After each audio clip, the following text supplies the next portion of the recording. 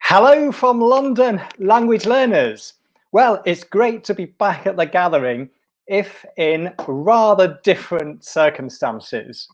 Today, I want to talk to you about 4 language skills and give you 12 learning tips. First of all, if you don't know me, I'm Dr. Gareth Popkins. I'm a long-term language learning enthusiast.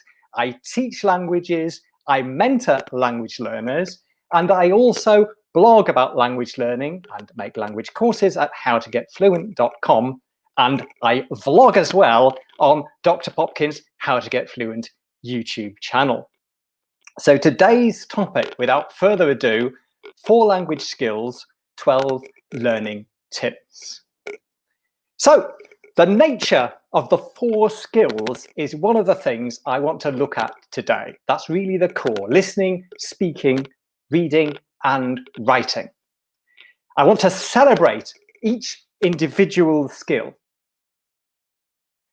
There are going to be 3 practical tips for taking each skill further in your language learning. And I want to look all the way through at how the language skills relate to each other and how they can reinforce each other. First of all, I think it helps to think a bit about what the 4 skills are in an interconnected way, in what I've called the 4 skills matrix. What are the links between them? Well, I think we can think about them in terms, on the one hand, of the medium. So you've got the spoken language, listening and speaking. And then you've got the written language, reading, and of course, writing itself. But we can also think in terms of orientation. That's to say, the receptive skills or input, so listening and reading, sometimes called the passive skills, although I don't really like that description, because I think to be a good listener and a good reader, it's actually a pretty interactive activity, or we should be trying to make it one. Now, what these both share in common, though, of course, is that they involve comprehension, understanding, a mix of bottom-up understanding from the data, if you like, so what you're hearing, the sounds coming at you and the words on the page, but also top-down, the interpretation that you bring to it, whether it's knowledge of the patterns, but also of the conventions of communication and the whole culture that you're interacting with. With these receptive skills, you can progress a long way on your own. It's a bit different, though, if we move over to the productive skills, the output skills, sometimes, yes, called active, of speaking and writing. To progress well with these, interaction is the name of the game with others. And getting good feedback all the way along your language learning journey is also really important too. Now, let's think a little bit now in the next few slides about the interplay between the 4 skills. First of all, a question that might occur to you if you're starting learning languages is there an ideal order to learn the skills? Now, there's quite a lot of debate among applied linguists about whether the relevant receptive skill, so listening to speaking and reading to writing, should be practiced before the corresponding productive skill. There's a sort of sense to this if you think listen first and then speak, because that's the way that children learn, isn't it? And then reading and writing, what's the order? Well, it's okay to look at how children learn their first language, but as adults, of course, we're enthusiastic often to start speaking as soon as possible. And we're also used to learning new information and new skills from both listening and reading. So we may want to, and we probably will, get stuck into all 4 skills at once, but that doesn't mean that the balance won't change during our language learning journey. Now, I think sound should be taken very seriously when we're learning a language, particularly at the beginning and from the beginning. After all, the brain essentially perceives languages as sound, unless we're talking about sign language, of course, and some languages remain unwritten. You can have a full service language without going anywhere near a piece of paper. All the way through, we need to take sound seriously. Early listening helps you to recognize the sounds, the new sounds in the language when you first come into contact with it. Though it's true that some successful learners like to, yes, they'll do a bit of pronunciation initially, work on the sound, but they like to build up vocabulary and knowledge of the key grammar patterns of the language before they start extensive listening practice. But I would say when you feel ready to start, and it should be earlier rather than later in your language learning practice, start listening as much as possible. Of course, to get good at speaking or writing, though, you have to practice those output skills a lot. Now, of course, what are your aims when you're learning the language is going to be a big question when you're thinking about the balance between the skills. If your aim is just to speak the language, then of course you're going to approach things rather differently from if you're going to want to take language exams, where you're probably going to be asked to perform across all 4 skills, and certainly you're likely to have to pick up pen and paper. Now, what about with a different writing system? Now, a new phonological system can be learned remarkably easily, even if reading will be slower for a long time. So if it's a system that is essentially the same as the Latin alphabet, we might be talking about Russian or Georgian or Greek, Korean, these systems can be learned much more quickly than you might think. But what about, say, the Chinese or Japanese characters? I'm a beginning Japanese learner at the moment, and my experience is I started with a lot of enthusiasm, not only learning the syllabaries, a very simple system relationship between what the sound is and what you write, the hiragana and the katakana, the 2 systems in Japanese, but also I started with a 3rd system, the Chinese kanji characters. But now actually I've sort of paused that. For me, it's just a time issue. So I've got about an hour a day maximum I can put into my Japanese. I want to get the basic patterns in my head, a core vocabulary, get started with listening practice, rather than what I now regard as a 2nd stage project, interesting though it is, of learning the kanji characters. So I've limited myself to learning the first 200 or so as they've come up in my textbook, but otherwise, unfortunately, it's on hold. Think carefully about what you're going to do with Chinese, Japanese, if your daily time on the language is limited. And then remember, and I'm going to stress this all the way through, that all the 4 skills reinforce each other. So it's time to move on to those skills. And I want to start with listening.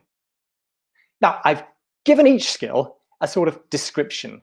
And listening, I'm going to call the senior skill, and you'll see why in a moment. Because really, can you speak or even read without listening? The senior skill. Now, the challenge with listening is it's fleeting. It's out of your control. It's coming right at you.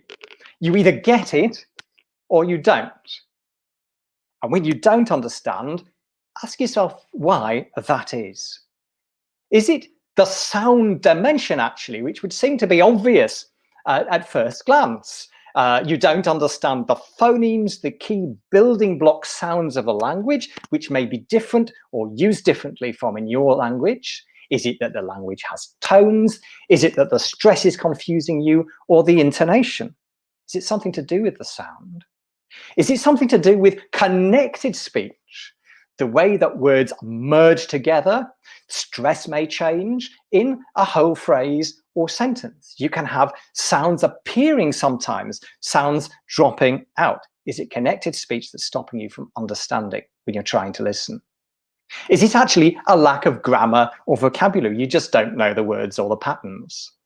Or is it actually that top-down dimension, missing cultural knowledge, which means that you may understand all the words, but you still don't know what it means because you don't have the perspectives and the context to interpret what you're listening to? So listening, the senior skill, but also quite a challenge, and you may fall down with it for various reasons. What about then some listening tips? Well, here are 3. First of all, try and get up to native speed as soon as possible. If it's a trade-off, I would say settle for understanding less rather than slowing down. Now, initially, of course, you might want slightly slower material, but not too much slower. Say if you're using a course book or an online course with audio, the speech typically will be slightly slower than native in the introductory courses, for example, but not much. Because you don't want to live in a fool's paradise where you understand slowed speech, then you get out there and it's all rushing at you again and you can't follow. If you're listening to audio, for example, podcasts, or the audio that comes with a language course, make sure you've got transcripts as well, a word-for-word transcription of what is being said. That's an extremely useful tool, as we'll see in a moment. And if you're watching video then on YouTube, or you're watching films, then switch on, if you need to help you, the captions. That's to say subtitles in the target language to help you if you want. Do that rather than slowing things down too much. Try dictation as an exercise. Now, this might sound a bit fusty and old-fashioned. Dictation is when you listen to an audio recording and you write down word for word everything that you hear. But it's actually great intensive listening practice. You may find in normal listening that sometimes your brain plays tricks on you and you don't hear things that are there, or you hear things that are not there, perhaps because you're not concentrating enough or because you haven't interpreted the sound or the context correctly. Dictation is great to get you really focused in. So you can take a short clip, I would say a couple of minutes maximum, can easily take you half an hour to do. Listen through as many times as you can, well, several times first, and then try and go sentence for sentence, phrase for phrase, stop the recording and write down what you can hear. If there's something you can't make out, just leave it blank. If there's something that doesn't make sense, it's important to write down what you think is there anyway, because then you can listen to that recording with the transcript again and correct what you've got wrong, fill in the gaps. It helps you to work out why you haven't understood. Was it to do with the building block sounds, the phonemes? Was it about connected speech? Was it you just simply didn't understand the word? All the factors we've looked at already, or a new grammatical structure. It will help you to explain to yourself then why you're not understanding. And it also helps you to remember, because it's interactive. It's also a way of priming yourself for further work with a text. When you've done the dictation, for example, with a text, you might then want to go and read through the text, the transcript, a couple of times, or talk about it with a teacher, maybe even do a piece of written work based off it, paraphrasing it, something like that. So dictation, after you've listened a few times, can be a great way to get more interactive with a short audio clip. Finally, variety is the spice of life when it comes to developing listening skills. Listen to a lot of speakers, different accents and registers, people talking on different topics. One of the first languages I got really fluent in was Welsh, and I ended up actually teaching Russian history through the medium of Welsh as an assistant professor at a university in Welsh. So I was delivering my lectures in the language. I was doing appearances on radio, television, talking about Russian. My Welsh was good, but I still felt often pretty underconfident using the language in the shops or out in the countryside when I came across locals, because I wasn't used to practicing the language in more casual registers almost. I was speaking what's called Cymraeg, a college Welsh, very sophisticated, bookish sort of language, and I needed a bit more variety get out there a bit more, or at least to watch some sitcoms and listen to dramas on the radio and so on, to really enrich my listening abilities. Variety then is the spice of life. Listen to as many different things as you can, as soon as you can. Let's move on then to the next skill, and that is speaking. Now, I've called speaking the sexy skill. How many polyglots have you seen on YouTube showing off their reading skills or their listening abilities? Not many. Speaking a language is so obviously impressive. That said, it's also very easy to impress people. Well, you can't fake listening. You can fake almost fluency in that you learn some phrases and it sounds very impressive to your friends if they don't know that language. Now, of course, we want to be faking fluency at the start. It's important to learn phrases, but don't be intimidated. But it is really impressive, isn't it? It's an amazingly rewarding miracle, I think, when you're suddenly communicating different sounds coming out of your mouth. It's one of the things that excites me and motivates me to learn languages. But for many, let's be honest about it, it's also the scariest skill. Because you go out there, you make yourself vulnerable, you lay yourself open, really, and that can be pretty nerve-wracking. Before I go on to the tips, just a word about pronunciation, or pronunciation plus, as I call it, because I mean not only individual syllables and words, but how your tone works, have you got the stress correct, the intonation, your connected speech, and so on. It's important, I said, take sound seriously from the beginning to work on your pronunciation, but don't obsess about it. Remember, it needs to be good enough. In learning languages, unless you want to go into the secret services, you're not hiding your origins and your identity. How you speak reflects the whole of your life so far, particularly your origins. Why would you want to disguise that? So it doesn't matter if you have an accent. We've all got an accent. But what you need is to get your pronunciation out of the way of communication. Be good enough. And keep getting feedback on your pronunciation from the beginning all the way through to advanced level. Consciously, maybe book a session occasionally with a teacher to listen to you and to work on any little bits that need tweaking. It's not a bad idea, but it doesn't have to be perfect. Some tips then. Well, you can do a lot of speaking practice on your own, actually. Obviously, it's the supreme interactive language skill, but an awful lot of successful language learners like to practice by talking to themselves. And I wanted to quote here Barry Farber, the recently deceased author of How to Learn Any Language. I thought, as he's left us so recently, it would be appropriate to do that. And he identified one area of talking to yourself, which he called retrieval practice. And he said, as you go through the motions of your daily life, ask yourself, what would I be saying here in the language I'm studying? Even if you're locked down at home at the moment, there are all sorts of things that you're doing, from scratching your head to doing the washing up. Think, could I actually explain that in my target language?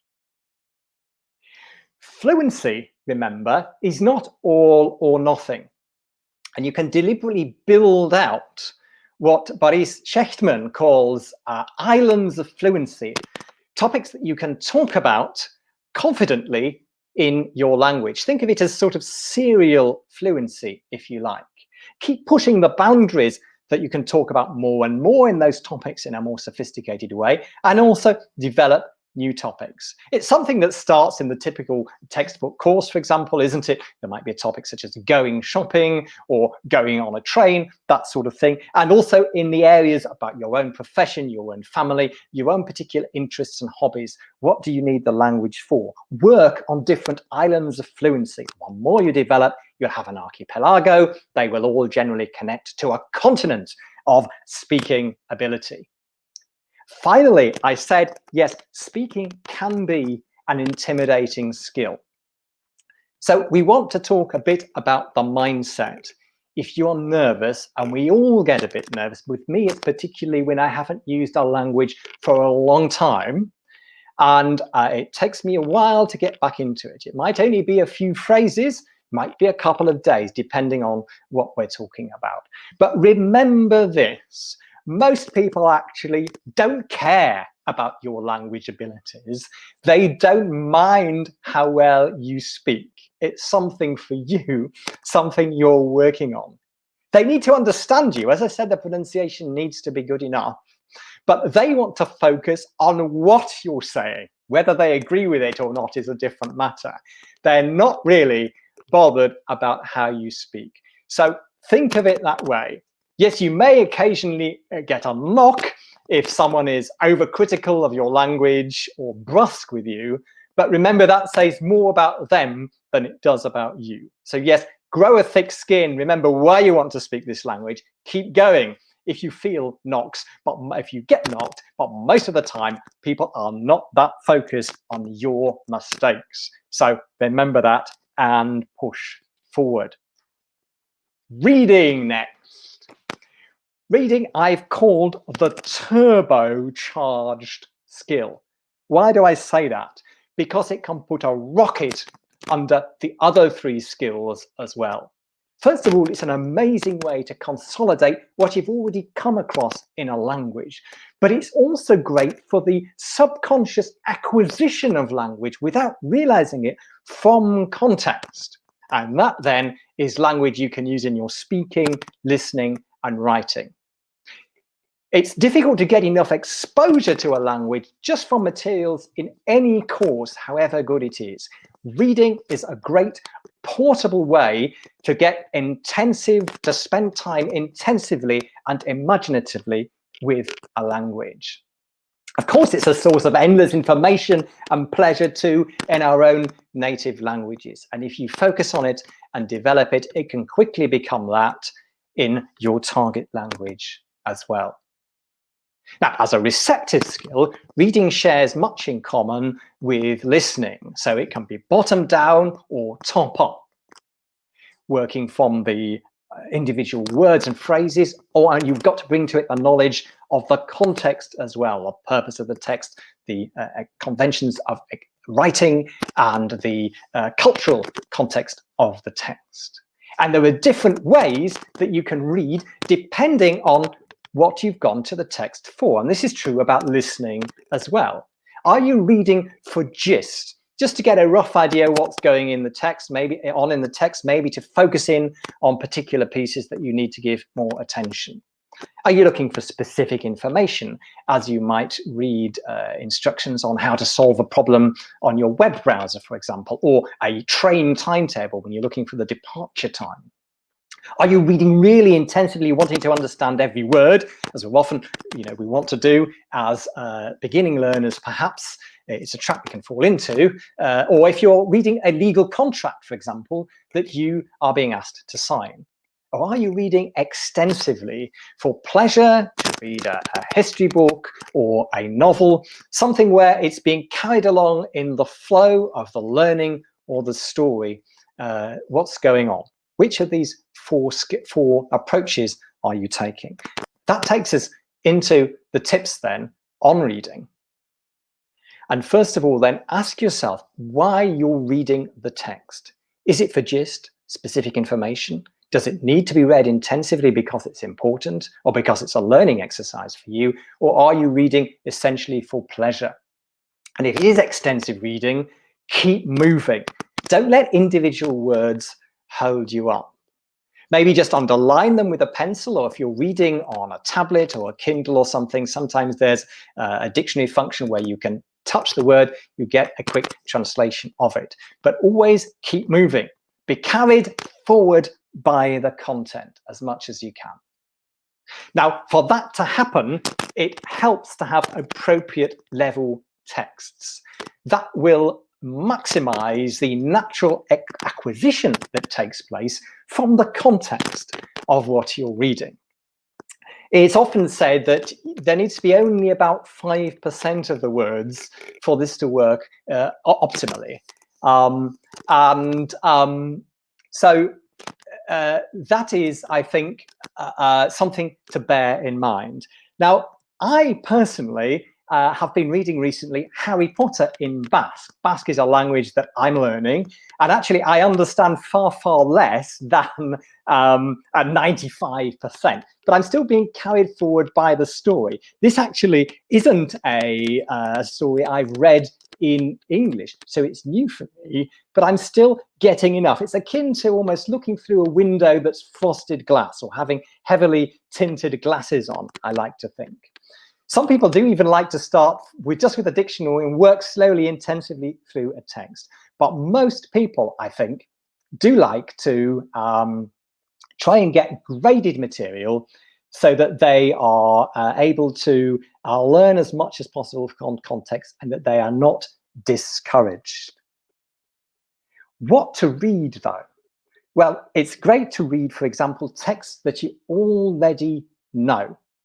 This could be the Harry Potter example, for example, although I hadn't actually read that before, but The Little Prince is one that people often mention. Something that you know well already in the language can make it rather easier when you're starting. For the same reason, texts translated into the language can be a little simpler, because they are likely to be not so innovative, perhaps, in the use of language, or in some way simplified. This is true for listening practice too, I think.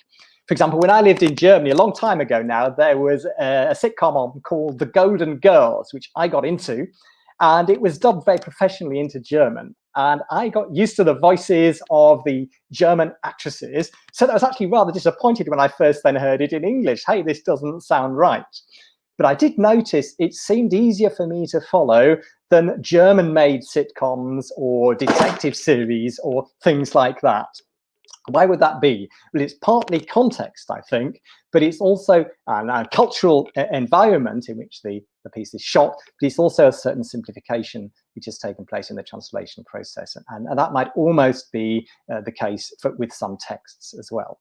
You can go for page turners as well, things that are simply exciting to read. It could be anime, for example, in Japanese. It could be some sort of pulp popular fiction as well in your target language. So I've been reading a lot of cheap Russian criminal novels.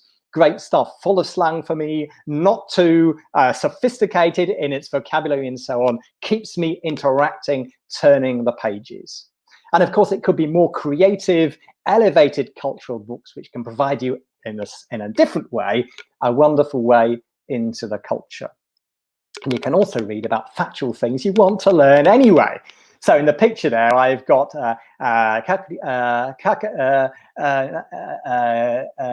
Nachat's Risavats, that's it. It's the Russian book on how to draw that I've been looking at. I've got Hanes Cymru, History of Wales in Welsh. I've got Le Pays Basque pour les Nuls, which is a book about Basque culture and the Basque country in French. Yeah, so it's something I want to know about. I can practice my French as I read it. So think, what do I want to learn? And read books about those topics. Writing then. Writing is maybe almost the forgotten skill.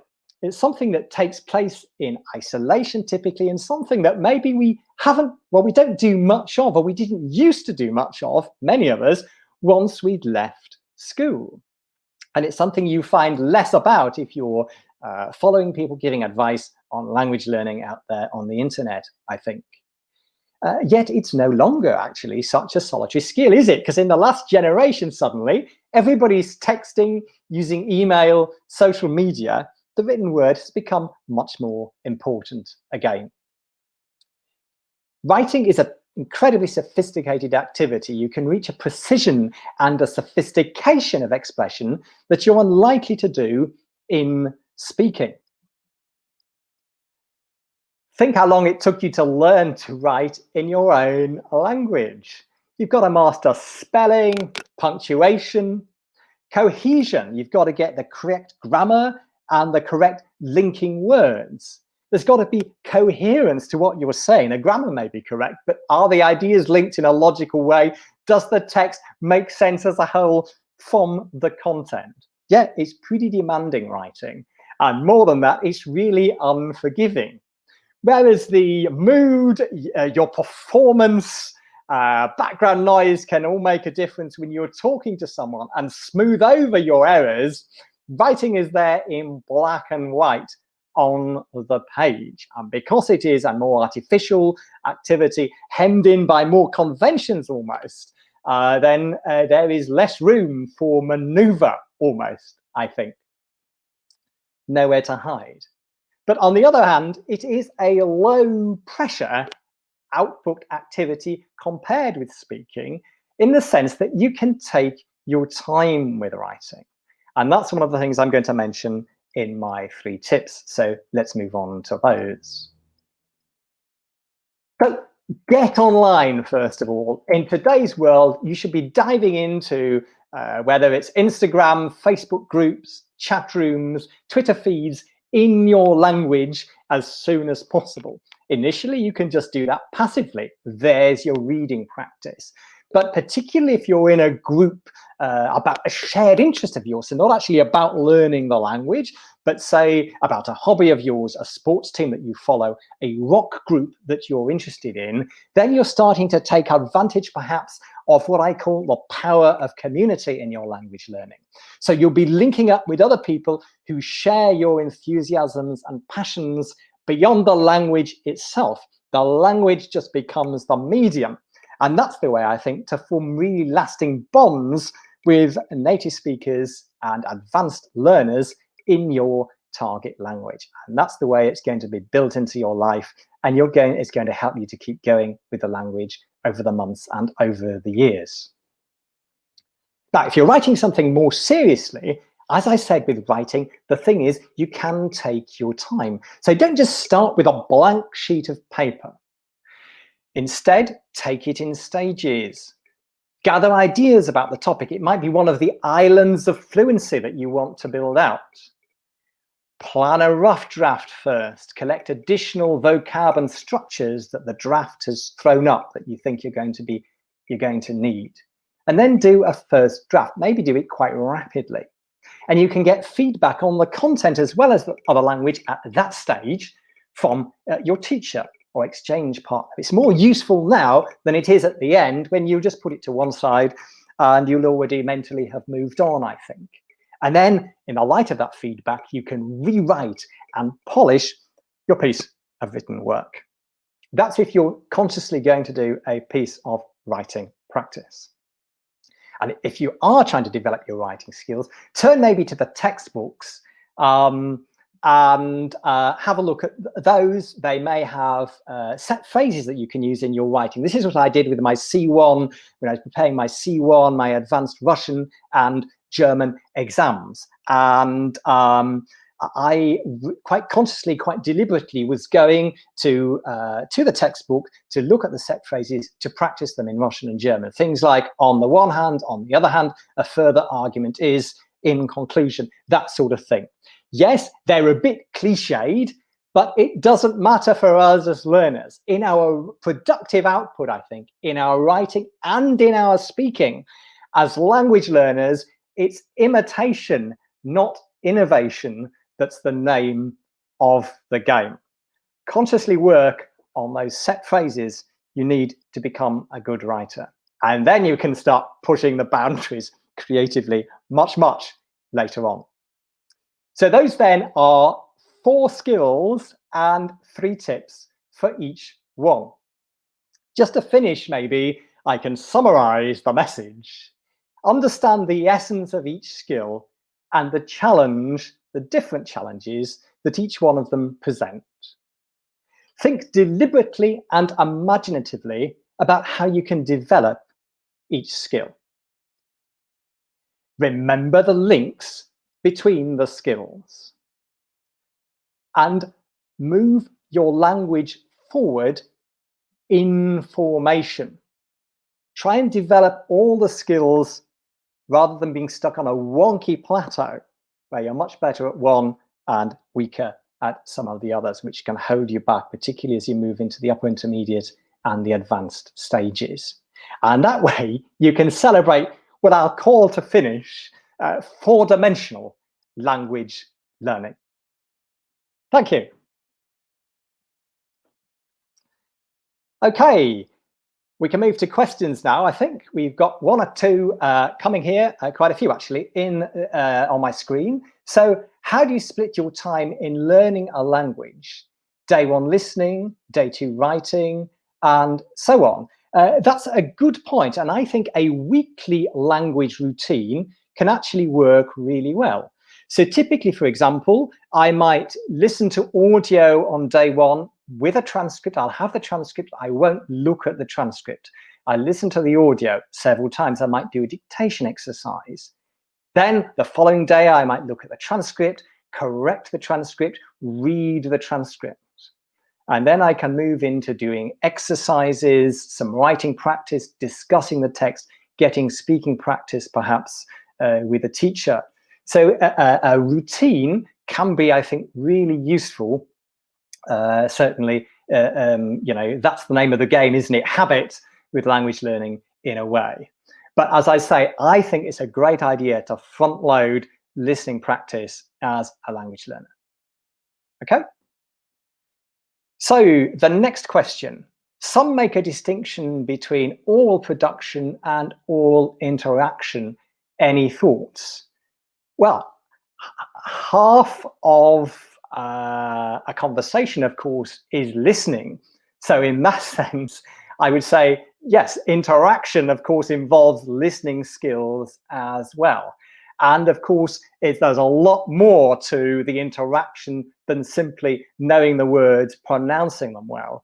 You have to understand the conventions of speech, the wider pragmatics too. That's who speaks first, different sort of rules of politeness, levels of language, for example. So there's a lot to learn around this, around simple the ability to produce the speech. Okay. Any tips for choosing, finding, identifying what are level appropriate texts? How do you know? It's a difficult one, that. I think a good way is to have always a decent course book, a well-designed, modern, conversationally dialogue-based course book with audio aimed at your level is a great core to your language learning. It doesn't mean you shouldn't try and launch into authentic material as soon as possible as well, accepting that a lot more of it will go over your head. You can also find graded readers, at least in the bigger languages, particularly aimed at learners of different levels. These, by the way, are things that only apply up to, I'd say, the lower intermediate level. Once you're at what we call the B2 level, upper intermediate, then certainly you should be looking mainly at native materials. But I still like to use textbooks even at the B2 stage, the C1 stage, if I can get them, because they help me to go over, to reinforce, to take my game apart. Next, what do you suggest in order to improve all the skills and not only focusing on one skill that we like the most? Well, it depends, I think, on the purpose of learning your language, but the answer would be maybe some of the tips that I've explained in the talk today. Consciously set aside time to work on the other skills. It could be a good thing if you feel you're getting a bit stale in your language learning. Use some of the techniques, get out there and talk a bit more online or in real life if you're naturally a reader and you feel things are a bit unbalanced there, or actually book some lessons and do some writing practice, which is what I ended up doing with my Russian and German, because I knew I needed to develop that particular skill. Next. What's the best way, in your opinion, to increase vocabulary? I think it's a combination of exposure to the language, a lot of listening and a lot of reading in particular. But I also like personally to use flashcards to take a themed approach to vocabulary. And of course, to learn in chunks or in phrases wherever possible to help with context. You can also use things like the goad list method, which if you Google, you'll find out about, created by David James, a regular at these events where you write words out in sentences and repeat this over a period of time so that you learn less consciously. But for me, it's a mixture of active trying to learn using flashcards and also simply exposure. How do polyglots support their language? Different days for each language, different hours during the day. Some people, I think, are quite methodical about this. They will book short sessions online, for example, with a language partner or a teacher, maybe less frequently with the better languages, unless you're preparing for a big event or an exam in that language, and more frequently in the lower languages. But it has been my experience that once I've got to the sort of B2 level, the upper intermediate level, yes, I can go a bit rusty with the language, but basically you don't forget it and you can get back into it pretty rapidly. So for me, I almost focus more on my beginner and lower intermediate languages. You mentioned speaking being an impressive skill. How do we spot a genuine skill and not a fraud? Well, maybe the word fraud is slightly strong, but you do that by actually, if you're a native speaker, you interact with the person. And why does it matter how well somebody else speaks? What you know is how well you can speak, and don't be looking to be impressed by other people's speaking skills. Just focus on practicing the language yourself. And of course, being able to get by just with a few phrases, even if you don't understand anymore, is a very useful thing. Just ask taxi drivers all over the world. So it's not something I want to denigrate. Many people do enjoy just dabbling in a series of languages. What's better, watching TV series with or without subtitles to improve my listening skills needed for the IELTS test? Well, I don't want to speak about IELTS in particular, but more generally, obviously without subtitles is better for your listening skills, because if the subtitles are there in the target language, you'll always be tempted to read them. So I would say without, but if you're not at that stage yet, then titles in the target language captions can be very helpful. And I think we've just about finished now. I don't think there's any more time for questions. But once again, thanks for your attention. I hope you found this useful, and I look forward to be able to meeting you all at the Polyglot gathering in Poland in person next year. There's time for one more question. Okay, so if you do go into the Secret Service, is it possible to really get perfect pronunciation? And if so, how? I am not the person to ask about that. People cross the road or have crossed the road to tell me how bad my accent and pronunciation in various languages can be. The research does actually show it's just a matter of practice, and that we can all achieve native or near native, or at least some of us can, pronunciation. But that's an extremely difficult thing to achieve, isn't it? And for most of us, I think that's going to be a pretty tall order. I think we should settle for being good enough at the beginning and then keep working on it throughout our language learning journey. But it comes to practice and good feedback at the end of the day.